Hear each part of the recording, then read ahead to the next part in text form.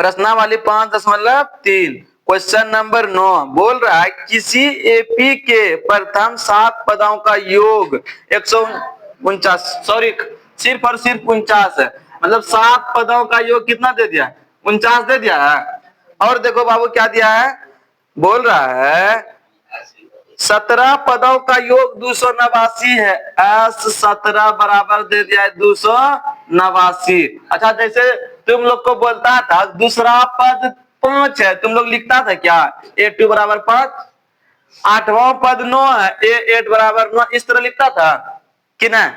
इससे पहले पहले क्वेश्चन बोल रहा था ना 5 दूसरा पद 5 है मतलब A2 बराबर क्या लिखता था 5, बोल देगा 8वां पद 9 है A8 बराबर क्या लिखता था 9। तो वही बोल रहा है कि 7 पदों का योग 49 है, मतलब एसन का वैल्यू दिया है ना। चलो इतना चीज समझ में आ गया, आगे की ओर बढ़े। बोल रहा है आगे क्वेश्चन 289 है तो इसके प्रथम n पदों का योग ज्ञात करें, यही ना रे n पदों, ऐसा ना पूछ रहा है, ऐसा बराबर हुआ। चलो आगे देखो solution according to question.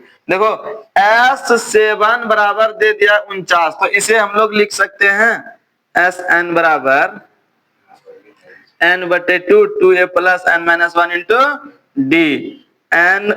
n का मान क्या रख देंगे 7 रे, क्योंकि Sn का सूत्र क्या होता है, Sn का सूत्र क्या होता है,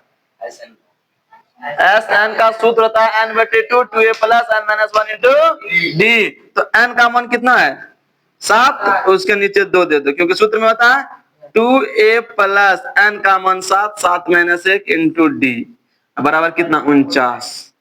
ये इधर किसमें है गुना में, उस तरफ जाएगा तो भाग में, ये डायरेक्ट हो जाएगा 2a plus 6d equal to 49 गुना 2 ऊपर जाएगा और 7 नीचे आएगा, 7 7 7 दूनी 2a plus 6d equal to 7 दूनी 14, 2 बाहर ले लो तो ये हो जाएगा a plus 3d equal to कितना रे 14 रे होगा।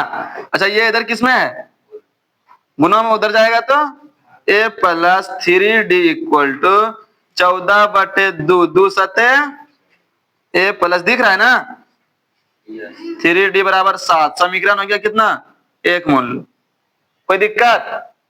आगे देखो 17वां पद कितना बोल रहा था, S7 बराबर दे दिया था, सॉरी S17 ना, 17वां पद दे दिया था 289, ये हो जाएगा 17/2 2a प्लस n का मान 17, 17 - 1 इंटू डी बराबर कितना रे 289। अच्छा ये इधर गुना में उस तरफ जाएगा तो 2a प्लस 16d बराबर 289 गुना 2 ऊपर जाएगा बाबू और 17 कितना आएगा नीचे रे। चलो इसको कटा दो, 17 से कटेगा, 17 गुना 17 289 होता है, 17 का वर्ग 289 ना होता है, 7 दूनी 2a प्लस 16d बराबर कितना 7 दूनी 34, 2 यहां से बाहर ले लो तो a प्लस 8d बराबर कितना होगा 34, तो a प्लस d बराबर कितना होगा 34/2, कितना निकल गया रे 17, a प्लस d बराबर 8d बराबर कितना 17, समीकरण मान लो इसको 2, कोई दिक्कत? समीकरण 1 और समीकरण 2 से, समीकरण 1 और समीकरण 2 से, यहाँ देखो समीकरण 1 है a प्लस 3d बराबर 7 और दूसरा है a प्लस 8d बराबर 17।